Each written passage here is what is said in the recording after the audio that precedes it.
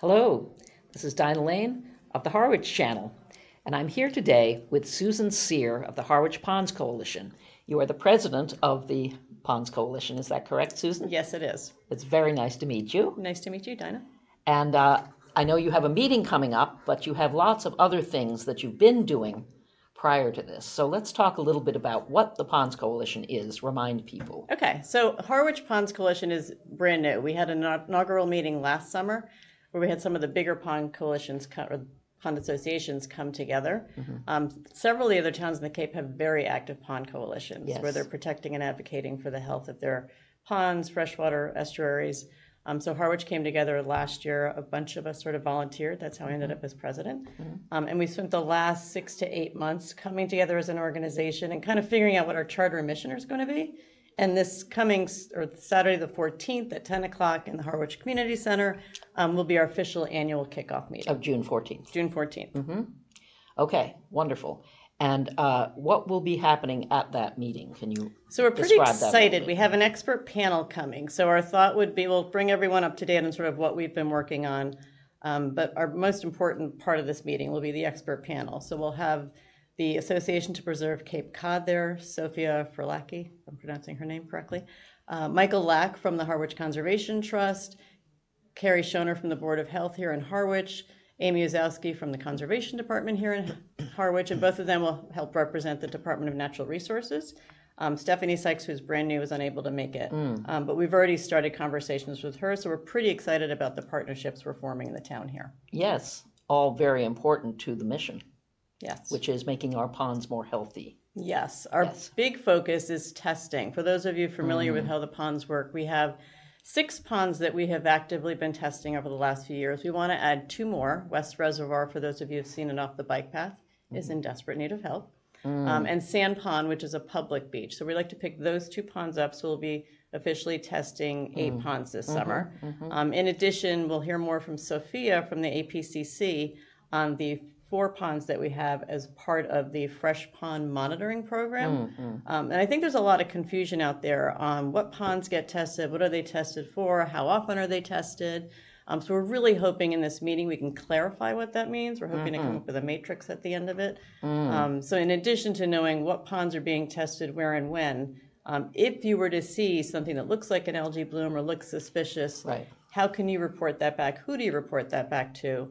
So we can stay on top of protecting our ponds. So specifically, you are testing for algae. Is that correct? Cyanobacteria is the dangerous one we're testing for. The Board of Health is covering the E. coli testing, but again, I think it's important for people to understand the difference between the E. coli testing and what that means to your health versus cyanobacteria and what that means to not only our health, but our pets' health as well. And when you say the Board of Health is covering the E. coli, what does that mean? They do the actual testing. They do the actual testing for... Separate from the volunteer testing. For all the ponds in Harwich or for those specific ponds that you Ponds mentioned? and any public waters. So the beaches and any public beaches. So they're on top of that. Yes.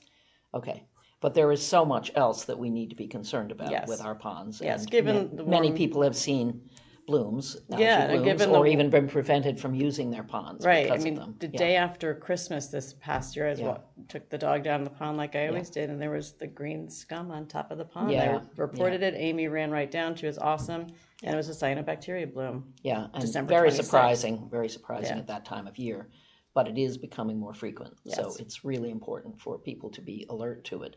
So that's part of what your mission is too, is educating people in the town about how they themselves can help avoid this problem. So one of the fun things we're doing is, I brought props. Excellent. They can take the pond pledge.